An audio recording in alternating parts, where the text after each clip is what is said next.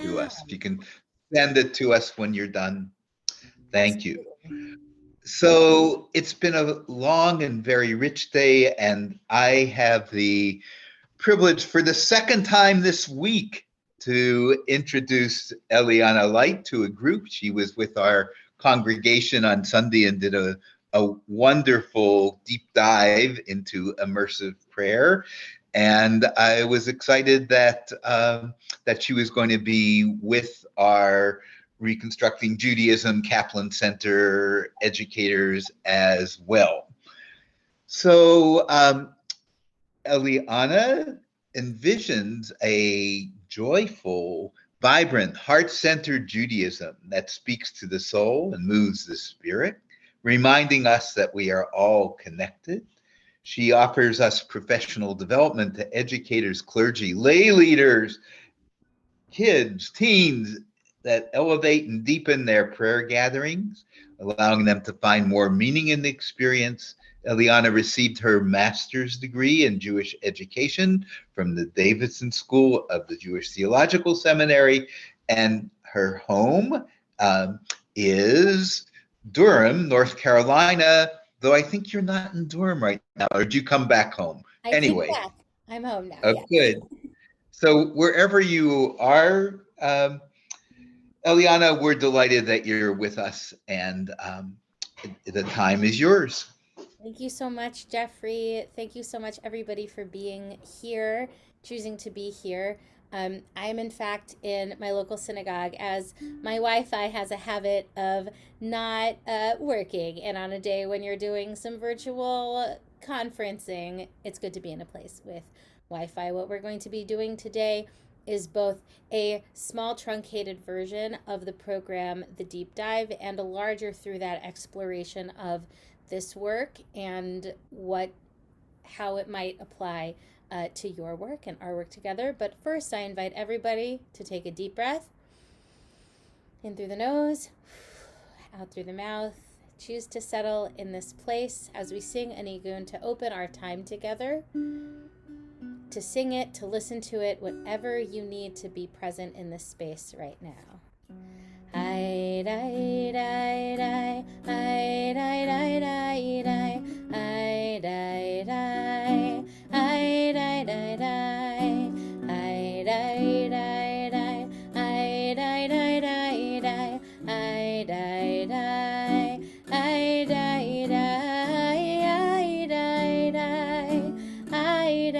die I die die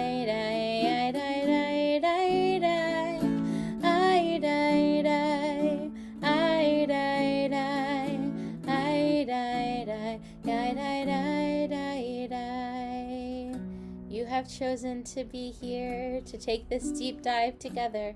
So I'm asking, what are you bringing with you into this time, into this deep dive together? You can imagine that question as asking, what would I like to bring? What would I like to bring here?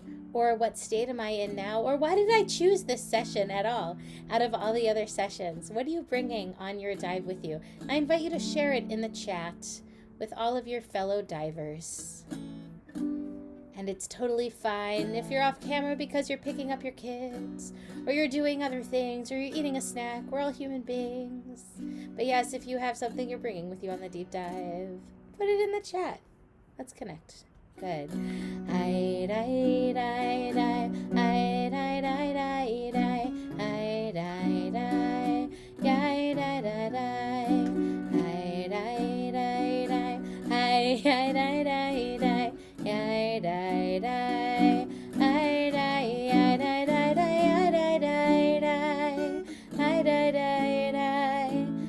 die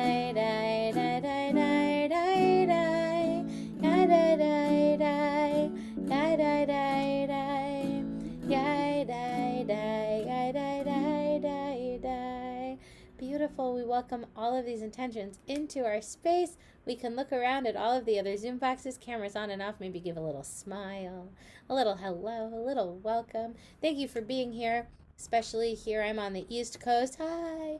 On the East Coast, it is Wednesday afternoon. It's been interesting sitting in this chair. The rabbi's in Morocco, so I got to commandeer his office. Imagine like seeing the sun like in different patterns over the course of the day. Half an hour ago was really striking, and now we're making all sorts of fun shadows. But in any case, hello. Um, Welcome to the Light Lab. Very excited that you're all here for us to explore and dive a little deep together. Like I said, we're going to be both doing a truncated version of the deep dive, which is the project that I submitted to the prize, and also just talk a little bit together about tefillah education. This is a little bit about me. You don't really need to know that much more about me because Jeffrey did such a lovely job of introducing me. But I guess the most important thing I would say is that tefillah education has always been the cornerstone of my work, and I started teaching at conferences, gosh, around 10 years ago. It's very strange for my identity formation to say I've been doing anything for 10 years, I have to say.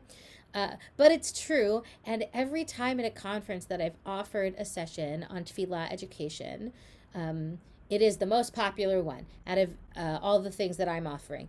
The room is full, the Zoom is full. And that was when people didn't like, they weren't coming for me. They were like, oh, tefillah education. This is a challenge, right? This is a challenging thing. And part of it is because I think we make we've made a lot of assumptions as the Jewish people. We kind of have defaulted um, we've defaulted a lot of us to prayer as the normative connector for the Jewish people, or like we are a synagogue, so the main thing we do is that we offer prayer, and because we do that, of course, we're going to teach it to our kids. And so back when I started, we were all asking, how can we teach tefillah in a way that is blank, right? So how can we teach tefillah in a way that is meaningful, powerful, positive, fun? But there is an underlying assumption there, which is, well, of course we're going to teach tefillah. We just have to figure out how to do it to convince these kids that it's important. But I actually think, and I think a lot of you probably think this way too, that it's actually important to take a step back. First, we take a step back and we say, okay, why are we doing it? We're thinking about what is the point. We are thinking about this more with with Jewish education at large. So I'm sorry, I feel it not as articulate as I usually am, I think, from this whole day in here, but I appreciate you coming with me on this journey. Why are we doing it? But actually, if we're going to ask why, we have to take a step back. And first, we have to ask what. Like, what is it? Prayer, liturgy, tefillah, God, spirituality. These are all very loaded terms. Worship. I also hear that thrown around. Often that we use when we don't always think, well, what does that mean to me? What might that mean to this person? What are the context that they might think that is? What is this thing that we're all trying to do together that is actually very counterintuitive to the culture that we are a part of here in America, the way that we pray, the way that we engage with our liturgy. So here's a little bit of philosophy, which is like maybe my favorite word ever. Here's some philosophy. Tefillah is both liturgy and prayer. That's kind of where I like to start. Liturgy is our sacred heritage. It's our shared language.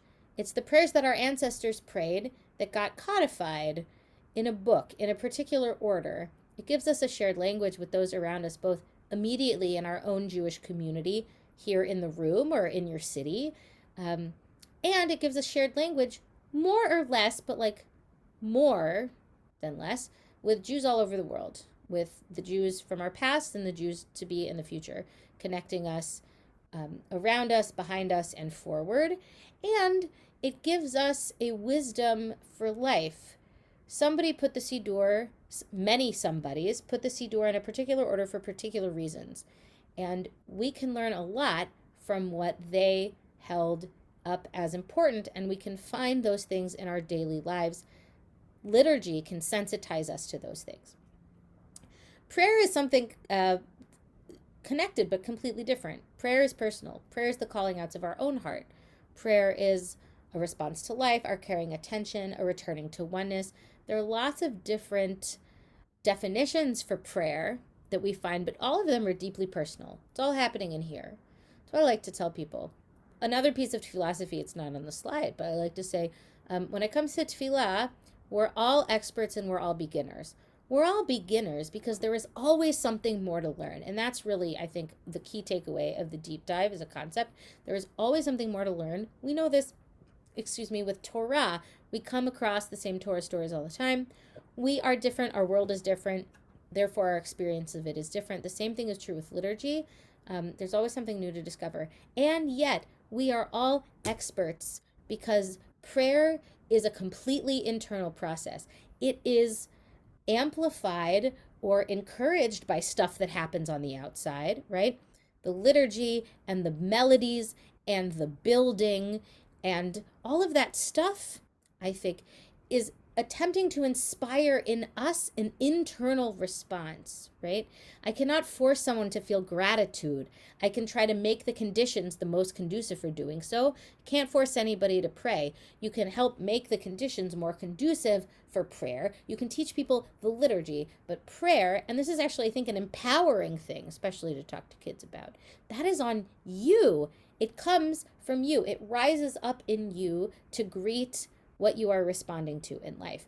So, liturgy plus prayer together equals tefillah. They support each other. They make each other stronger. I think the more connected we are with the liturgy and the themes of our ancestors, the more we are aware of those themes in our everyday life, the closer and more connected we feel to the world itself, the deeper we are able to live, and the more we bring that back into our experience of liturgy, the whole thing connects over and over. So the mission of the Light Lab, which really, again, is just the name that we're giving to this work around tefillah education, is to make Jewish liturgy and prayer practice accessible and meaningful to all seekers. One of the ways that we do that is through our podcast, which is free and accessible to everybody. If you like podcasts, I would suggest listening to it because it's quite fun. Tomorrow, actually, we're releasing a mini-sode that marks our 1-year anniversary, which is very exciting. It's two friends of mine, two amazing tefillah educators, going deep, talking about different tefillot, and then also interviews with folks doing really great things in the tefillah space. And I'm going to share a document at the end of this session that has a link to that and a link to a couple of the shows that I think you might find particularly interesting. And we envision a future where tefillah inspires, comforts, and empowers us towards oneness in a healed world. There has to be a reason that this matters. I think part of it for me came from being in a lot of musical spaces, cantor spaces, song leader spaces, and focusing on the music as the powerful thing, and realizing, yes, bless you, music is an amazing and powerful thing, but if it was just the music, we could be singing show tunes or folk songs. Like there's gotta be something about the words. There's gotta be something about it, right? What is it about the words that inspires us internally to be able to transform ourselves and our lives and take that transformation out into the world? So, given all of that, what we're going to explore together is a bit of a, again, words. Difficult today for some reason. The deep dive as an idea, something that I've been playing around with for a couple of years over COVID, iterating it in different ways. The idea that there's never enough time. Even if you're in a learner service, a chanting service, a service with kids, I never found that there was enough time to really dig deep into a particular piece of liturgy and to study it in the same way that I would study a page of Talmud or the way that I would study the weekly Parsha, just something that I hadn't really come across. So there are 3 sections because, right, it's not just about looking in the liturgy. What the deep dive attempts to do is to alchemize liturgy into prayer. What is the space between the liturgy on the page and the prayer of my heart? How do we bridge that? We do 3 particular steps. The first step is head knowing, chavruta, and intellectual study. The second step is body knowing, chanting, singing, and moving through the liturgy, letting the liturgy move through us and come into our bodies. And the third step is heart knowing, which is our own response. If we were doing a full deep dive program, you would have received a packing list, would have explained all of this so that you would come to the thing kind of knowing what you signed up for, and ask, it will have had, that is terrible English, oh my gosh, What is happening? When the sun goes down this early, I think just like all bets are off. Maybe that's what it is. But y'all are being very patient and great. And people should appreciate that Eliana is the only one of our presenters who's presented twice during the conference. So you're entitled to be a little tired, and you're still perfectly coherent and persuasive. So Well, thanks. I appreciate that. And I also appreciate the opportunity to be able to share twice because I love working with educators. Because educators are the best and wonderful and great and important. Hooray. Yes. So I will have what I've asked people to have what we call response tools. Um, how will your prayer come out? Maybe you want to dance your prayer, sing your prayer, play your prayer on an instrument, write your prayer in a poem or a diary entry. Um, just say your prayer out loud in the room. Paint your prayer, draw your prayer, whatever it might be. So we give people a chance to find those. But first, we're going to do a little head knowing ourselves because we're here. Why not? Usually we would break people into chavruta for a good long time. And I get caught into this trap. I'm like, well, 15 minutes, maybe that's too much. It's never too much. Everybody will say that wasn't enough time, usually, if we're like really going deep. But since we're in a breakout room and I realized we can't do further breakout rooms from the breakout room, let's do some exploration together. And we'll start with the blessing over studying Torah, noticing and elevating this moment into the level of the sacred. Feel free to use your favorite God nicknames in place of what's here, whatever you feel comfortable doing. Baruch atah Adonai Eloheinu melech haolam asher kitshanu b'mitzvotav v'tzivanu la'asok b'divrei Torah. We experience your blessing, Holy One of all time and space, in this opportunity to become aware of holiness through getting busy with words of Torah. You're in luck, Jeffrey, because we are, in fact, because I thought it worked so well, we're going to do the Modeh Ani again, because why not?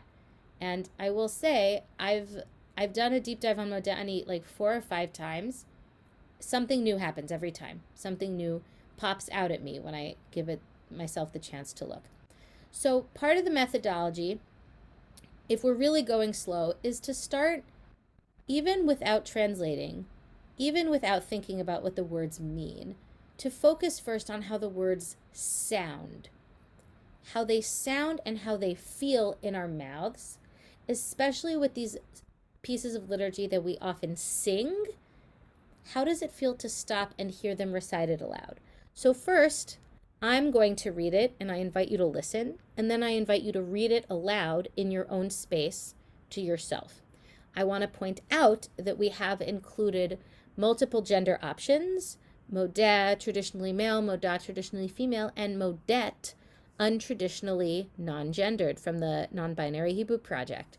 And melech and ruach, king versus spirit, as options for God names. I will say melech in the first pass as that, as I want you to, see how that feels. And then you can read whichever one you want.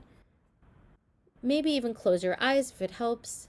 Lean in to experiencing it as sound. Moda ani lefanecha melech chai v'kayam shehechazarta bi nishmati bechemla rabba emunatecha. And if you have not already, I invite you to take a moment and read it out loud to yourself.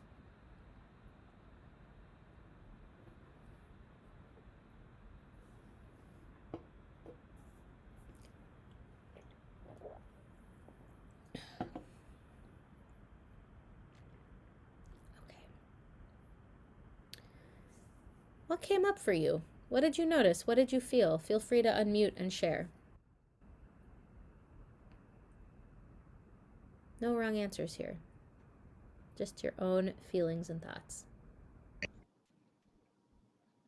I never used before Modet, and that was an interesting experience. I'm glad I had it.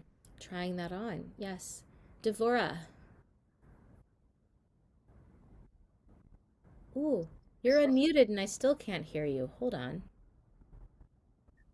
Can you hear me now? Yes. Okay. I went immediately into the tune that I know with it, and I just sang the way I've always sung it, and noticed that you need a space between mem and she in the Kayam Shef. Yes. That's the teacher in me, sorry. It's okay. I've transferring it from Canva to this went through like a lot of a lot of iterations to get on this Prezi, but I appreciate that. And it's interesting that you kind of our brains, they want to flip to the way that they know, right? What does it take? What does it take to invite ourselves into a piece of text as if for the first time? Just hard cognitively to say, I've entered this room 1,000 times, and every time I enter this room, I go straight here, then I sit there. What does it feel like? And this is something that I think is important to state aloud as an invitation, which I'm glad you reminded me to do. What is it like to encounter this as if for the first time? Yeah, Rebecca, I saw you in mute. Well, I had the same experience of I don't think I've ever just said the prayer. I've only sung it. Mm-hmm. And then like trying to actually just read it is different than singing it. But then it also just made me think about how to separate the saying and the singing. But the singing is so much a part of what the experience of tefillah is, at least from my own experience, from the experience with our kids, that so much of it is singing. Yeah. And speaking it aloud, kind of the goal of that for me is to see like what the musicality and the poetic nature of the words themselves that's already baked into it. For example, I really love just saying Adon Olam. Like it drives people nuts, but I'll do it for myself. Adon Olam asher malach b'terem kol yatzir nivra. Like there's already like it's poetry already, and so putting it to music gives it another level. But right, isn't there something to me, and this came up earlier for me, right? Bi nishmati bechemlah rabah emunatecha. Like even just thinking, what does an E sound feel like? Right? An E, it's inner, it's hidden, it's personal. And then ending on the open, right? The Yah, name of God, the open breath. There's something there. And just like any kind of Jewish learning mode, the more that you do it, the easier it becomes to notice, right? The first time it can be very difficult, but the more it happens, the more you can be like, oh, interesting, repetition of sounds, repetition of endings, right? So we explore that for a little bit, and then we move on to looking at a couple of translations. So, George, can I call on you to read the first translation for us, please? Unmute, please. Muted. I clicked it, didn't work. Um, Thank you, living God and Master, for giving me another day of awareness. I thank you for this sacred trust. Rabbi Zalman Schachter Shalom. Beautiful. And as you look at these and hear them, I invite you also into that space of what do you notice and what do you feel? What is calling your eye, your heart, both either because it sits good and it feels good, or either because it doesn't feel good and you want to explore that. Betsy, can I call on you to read the second translation, please? Yes, and I'm just wondering, is that Andrew Shaw from Florida? I'm not sure. I found that one on openseadoor.com, so maybe. Oh, funny. Okay. I acknowledge you, ruler, spirit everlasting. You have resouled me. You believe in me. Eliana Light. Hey, she sounds familiar. Thank you. And Bernice, could you read the third translation for us, please? Ask you to unmute, please. It's okay. Thankful am I in your presence, Spirit who lives and endures, for you've returned to me my soul with compassion. Abundant is your faith. Beautiful. What's calling to you here? What is speaking to you? Like if you roll your eyes over the words, what are the words that keep your eyes coming back over and over? Maybe just pulling it. You can just unmute and share. The distinction between another day, could have said, and another day of awareness. Yes, that awareness in this translation. Also, maybe answering the question, what does it mean to have your soul returned to you? Right, kind of taking, okay, if my soul's returned to me, then I have another day of awareness, taking it further. George, then Devora, then Rebecca. Your translation is such a familiar conversation with the divine, where the others seem a little more, I don't know, formal, even, you know, for this sacred trust is so different from you believe in me.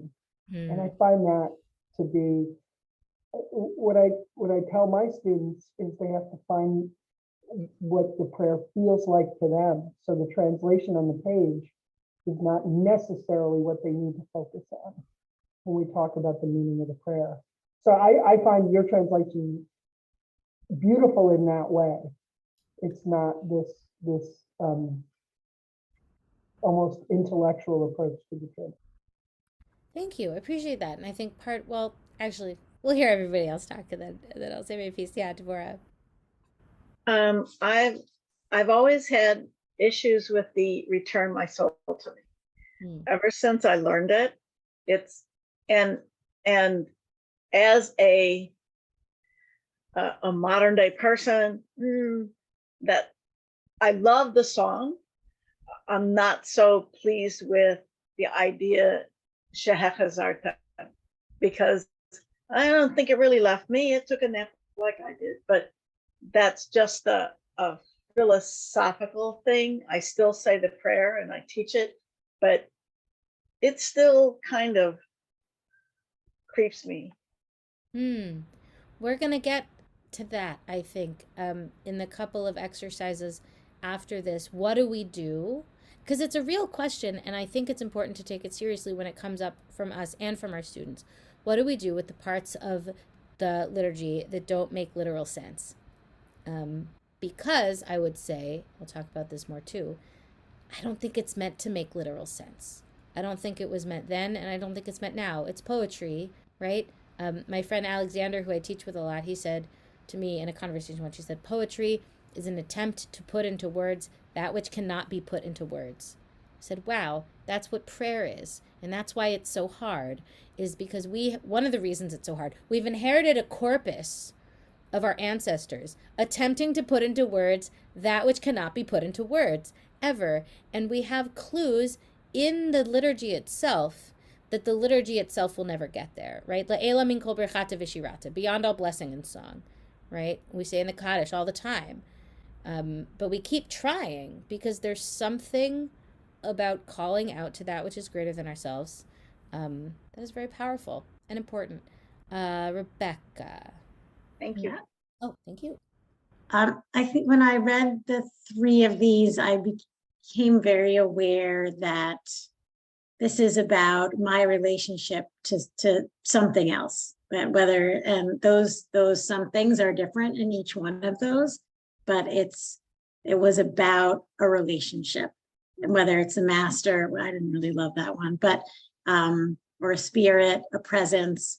It's about my connection with something greater than me. Beautiful. Yeah, looking at multiple translations can bring forth what is a core piece of this that maybe I wasn't focused on before, but because it's calling out to me from all of these translations, I'm able to see it. I think it's important for students, kids, and adults of all ages to learn very early on that all translation is interpretation and that there are multiple ways of doing it. I think it can be very easy, especially depending on what Siddur you use. I'm thinking of my own congregation. There's a kid, I'm doing this with them later today. he sits in the back and reads a book because he said, as soon as I learned how to read and I read what was in the Siddur, I didn't agree with it. So I don't pray now. I was like, okay, yeah, fair. If I took it all literally, I wouldn't think it either. But like, that's on the translation at that point, right? Because for a lot of modern liberal Jews, we have figured out a way to make it meaningful for us beyond the literal words of the page. And it's not really the way to say that. It's important to take that kid's, questions seriously because it comes from a place of care for the world. Now we're getting into God talk, of course, which I know George enjoys very much, and I'm sure all of you do as well. Right? But a kid who has questions about God and prayer, to me, really has questions about why the world is filled with such cruelty and devastation. If there is a God in charge of it all, which means he just wants the world to be a better place. And that's like that's important, I think, when I was a kid. Questions like that were often dismissed as like being nudnicky. But I think that often they come from a really, a deep well of empathy for the world. Okay. I know I'm rushing a little bit because we only have like 12 minutes left, but here we go. So the first part, like I said, focused on the sound of the word, focused on digging deep. Then on the sheet, you would be invited to explore a couple of paths. And they're more spelled out, but I'll go through some of them pretty quickly. And again, the point of these paths is to help us do the work of alchemizing the liturgy into prayer. The first one is but why, reminding ourselves that people wrote the prayers and somebody put them in the Siddur, again, many somebodies, in a particular order for a particular reason. So the but why path gives a bunch of facts about the prayer and then in the piece of liturgy and invites us to ask why, even for things we take for granted, right? Modeh is traditionally said first thing in the morning. Why? Why then? Why not at other types of day? Into things more deeper, right? To say that the rabbis did understand the soul mystically or physically as leaving the body during sleep and then returning to the body in the morning. Even if we don't think that that happens scientifically, is there something that can teach us or that we can learn from that poetically? So the first but why, not only does it teach a couple of facts about the prayer and where it comes from, like that the prayer was written, we know who wrote it, unlike a lot of other prayers. It was written by Moshe ibn Machir in the 15th century, I believe. But the idea that we should be grateful every morning, the rabbis already talk about in the Talmud, but the proof text for that comes from Eicha, Rabba Amunatecha, I believe, comes from Eicha. So that's already like, whoa, like we think it's such a like happy, clappy, fun piece of liturgy. And the proof text is from Lamentations. That's already like something to talk about and think about if we'd like. The second is Translation Lab, depending on the length of the prayer, a word by word translation and an invitation to people to play around with translating it yourself, not just with the words on the page, but using your own words. I forgot to include one, I'm realizing now. I forgot to include one on the list that I usually put on the list, which is scanning the prayer and seeing what word or phrase calls to you and then repeating it over in your head like a mantra and asking yourself, why is this word calling me today? Like imagining it kind of like a bunch of angel cards or a tarot deck sort of thing. Like sometimes I like to think about the Siddur as, those like magic eye, or like at New Year's, there'll be like a letter jumble going around on Facebook, and they'll say like the first 3 words that you find are 5 minutes. The first 3 words that you find are the like that's going to be your year. And it looks like a jumble of letters, and then you see like health, and then you see blessing. Sometimes I think about the Siddur that way. Anyway, I forgot to include that. Author empathy gives us space to imagine who's the person that wrote the prayer. Like, let's use our imagination. Okay, Moshe ibn Machir. What was his life like? Like, what happened to him the moment before he wrote Modeh Ani, Do we think he sat at his desk and like tried it? Do we think that something happened in his life? Opening our imaginations and then thinking, okay, has anything happened to me like that? How might I respond to that, even if it's different? And can I appreciate and have empathy for the person that wrote the prayer, even if I would have responded differently? And then the last one is liturgical advice, which I find to be a fun activity, even if you take it separately, which is if this piece of liturgy were giving me advice, what would it be? You can write it like a fortune cookie fortune, or a TED Talk title, or a self-help book, or a tweet. Like, what Danny is tweeting at me today. Like, what is it telling me? And then if I took that to heart, if I took that advice to heart seriously, how would my life be different? And if we all took that advice seriously, how would the world be different? Right? Bringing it out into the rest of the world. Okay. Apparently, we have less time than I thought. So, real quick. Body knowing, singing, moving, exploring how different melodies connect to us in different ways, and also watching how our experience of singing the prayer changes once we have thought about it very deeply, because the words often become more alive now that we've thought about it a little more. And then heart knowing is the response in our own prayer. We're not going to do it, unfortunately, but that's okay. I've found this methodology to be very exciting, and it works surprisingly well over Zoom because everybody can respond in their own little box and turn off their camera, and it's a lot less pressure for people, and it feels safe. We are going to be offering a deep dive, a 3-part deep dive session in January, February around the paragraphs of the Shema. That's going to be an even deeper dive because each deep dive is actually going to be 2 parts. The first is going to be with Rabbi Professor Reuven Kimmelman, who is a one of the foremost liturgists of our time, really looking into like the poetic structure and the history and all that stuff I didn't know. And then the second one the next night is going to be this methodology. And we also have been offering it to other folks in connection, like Jeffrey's congregation. And I think there are pieces of this that you can do with kids. The looking deep at a piece of prayer text, the translation lab, imagining who wrote this. I do that with the Psalms sometimes for older kids, especially because a lot of the Psalms have more doubt than we think they do. And being like, okay, name the psalm, like give him a cloak, like dress him up, give him a name. Give her a name. Imagine who said this, like what was happening in their life. These were real people who said these words. And it's just one of the things that we do, again, all in our attempt to make Jewish prayer and liturgy accessible and meaningful. Okay, the rooms are going to close soon. So I'm just wondering if anybody has questions, thoughts, comments, concerns while I put a little 1-pager in the chat of all the things that we talked about, which is also going to be in the Innovation Garden, but I want to make sure it's okay. Any thoughts, questions? Well, I have a quick request, Eliana. When we come back to the room, would you lead us in a parting nigun as we close the conference? Is that comfortable to you? I know it's within your abilities. Oh, sure. Okay, I'll orchestrate that, but thank you. Oh, Audra, thank you so much. We should definitely talk. I'm saving this too. Thank you so much. This was amazing. You're welcome. Thank you. I just popped a little PDF into the chat if you want to take that down.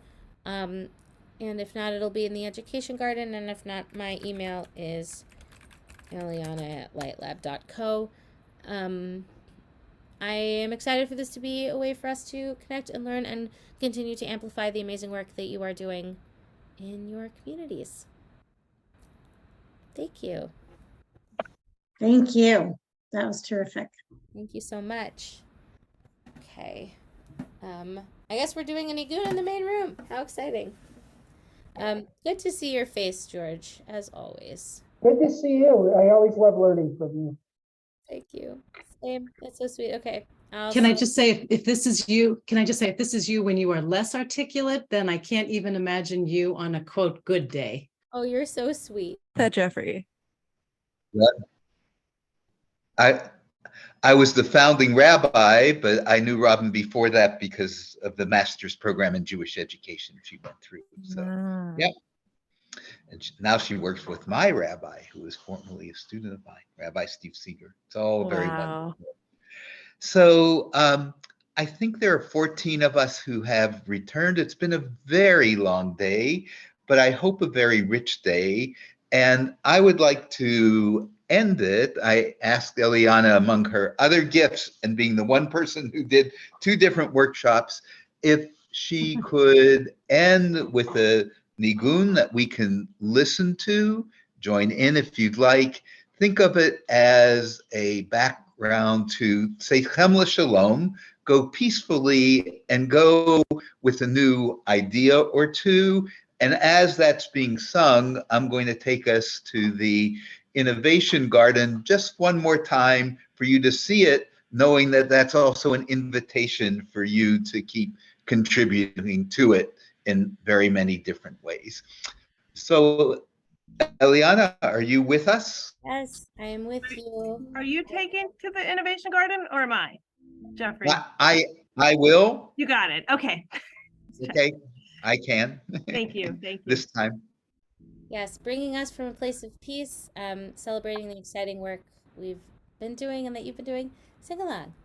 Hi, hi, hi, hi, hi, hi, hi, hi. Hi, hi, hi, hi, hi, hi, hi, hi, hi. Hi, hi, hi, hi, hi, hi, hi. Die, die, die. Hi, die, die, die. Hi, hi, die, die, die, die. And da, da, die, die, die. Hi, die, die, die, die, die. Hi, hi, hi, hi, hi. Hi, hi, hi, hi, hi. Hi, die, die, die, die. Hi, die, die, die, die, die. And da, da, die, die, die. Hi, hi, die, die, die, die. And da, da, die, die, die. Die, die, die, die, die. Die, die, die, die, die, die, die. And da, da, die, die, die.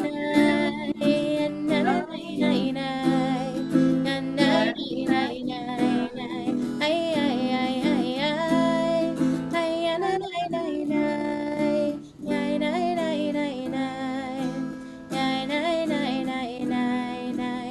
Hi, die, die, die, die. Erev Tov, good evening. Thank you for being with us and for all your contributions. Thank you. Litraot. We hate your out.